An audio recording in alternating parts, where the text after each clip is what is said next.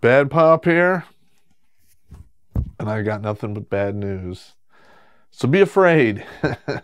Be very afraid. And today we're going to be covering a subject which is very serious, called zombie apocalypse. Ah! Now you're all like, no, there's no such thing as zombies.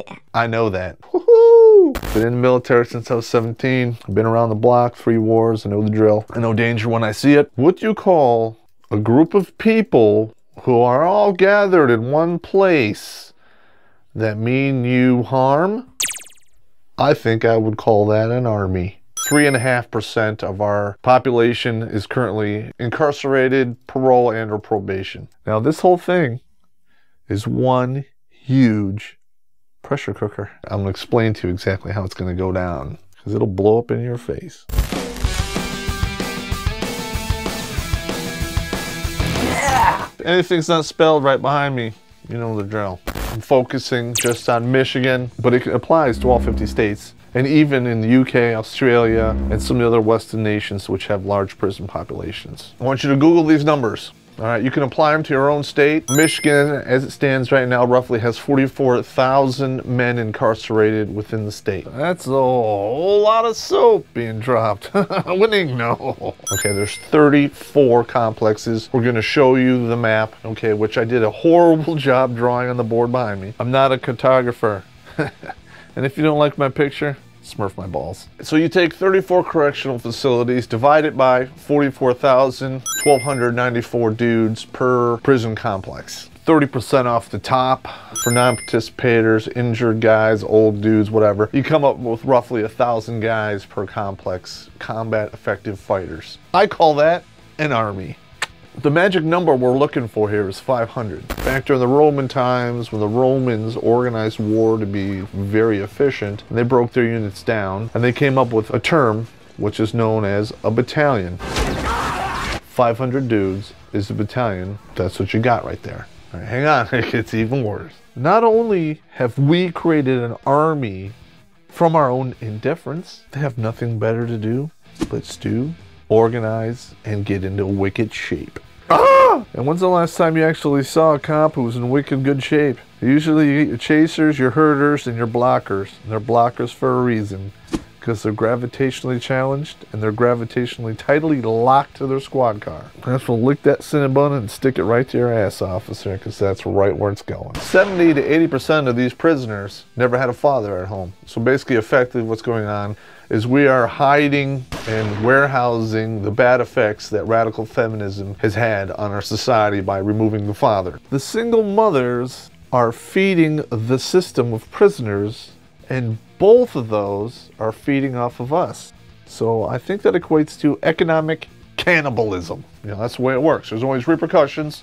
Karma's a bitch, and I wish you worked for me, but you don't. Suck it up. 70 to 80% of them stay in the system. Once they get arrested, be it misdemeanor or felony, they're reoccurring, so they are stuck in this perpetual loop. It costs us $29,000 per year to keep them on that hamster wheel. Now, a lot of them, people are like, ah, well, they're prisoners. Yeah. Well, you know what? I know a lot of prison guards. A lot of dudes I served with are prison guards, and guess what? Gonorrhea! No.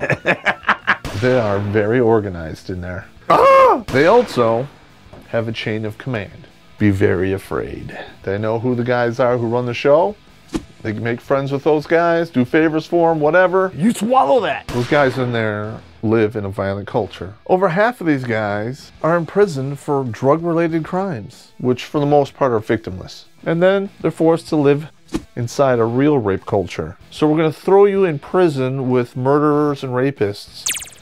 Yeah, that's logical. There's mandatory minimum stuff, guys being thrown in jail for 20, 30 years. Those guys, if they get a chance to get out and wreak havoc, will take it in a heartbeat. You're making more murderers by doing that. Even if they go to prison and they beat the system and they don't go back in, they're not gonna really get a decent job, and they're gonna probably live in crushing poverty for the rest of their life. If half these guys are in there for drug-related crimes, maybe it's time to stop this expensive war on drugs. Maybe legalize it and tax the living hell out of it to pay for this stupid system. But this is my opinion. But please post your opinion, comments below, because I'm going to read them. Okay, because these guys were thrown away, a lot of them are very disgruntled.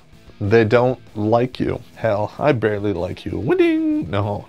No, you're all cool. I'm just kidding. Now, finally, here we get to the prison rates skyrocketed roughly right after 1970 with the passing of the no-fault divorce, which flushed the father out of the family and left all the children being raised by the mother. And we say how well that has worked.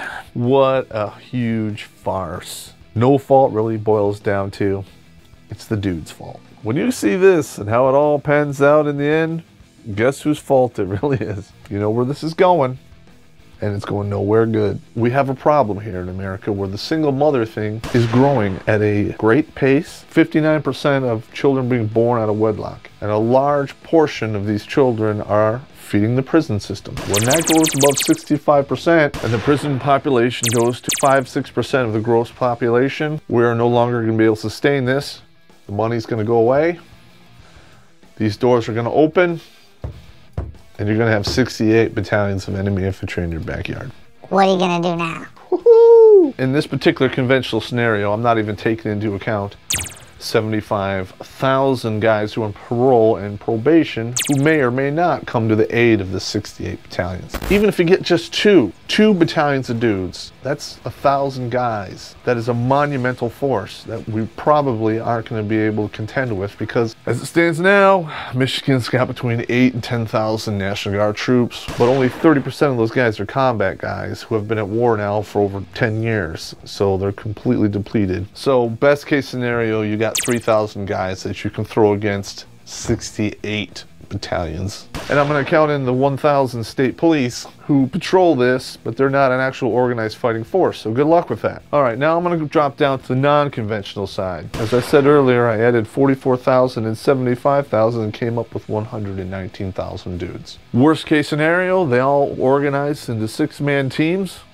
Guess what you got? You've got 19,833 6-man teams wreaking havoc. Ah! And a lot of people are like, ah, that's such baloney. That can never happen. Yeah. Oh, yeah. Why don't we bring that up to the Romans who had Spartacus who went nuts all over the country and just wreaked havoc. It can happen. Okay, now this can happen in any state in the country because they're very similar. But I picked Michigan because of this right here. Dearborn. Dearborn is the largest population of Muslims outside the Middle East. What force is capable of organizing these people? I'm going to write a word down here, and some people are going to get upset.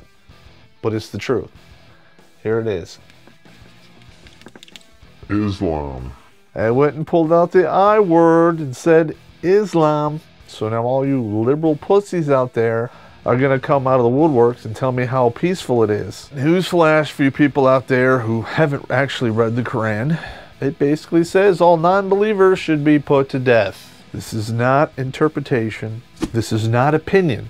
This is fact. If you guys have turned your news on in the past couple of years, you've basically seen a bunch of individuals of this persuasion waging war against organized armies in other countries and being very effective at it. So if you think that this can't happen here in America, you got another thing coming. And most of you are walking around there thinking about what the score is for the Super Bowl or your favorite hockey team or whatever. You got a pressure cooker brewing in your backyard that's gonna probably, if you don't take some steps to stop it, turn into a huge bloodbath. Winning! No.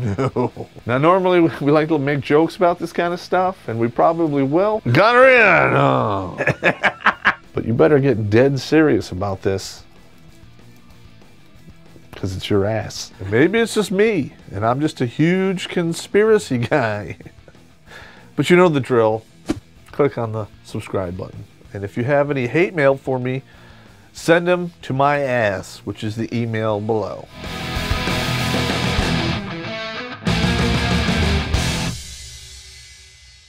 Oh, we need the gay clacker. Gay clacker? All right. Everyone's out there, like, for years, you know, thinking about the apocalypse and the end of days and how everything is going to come to an end. Well, maybe, just maybe, if you wrap your head around it, it's already started.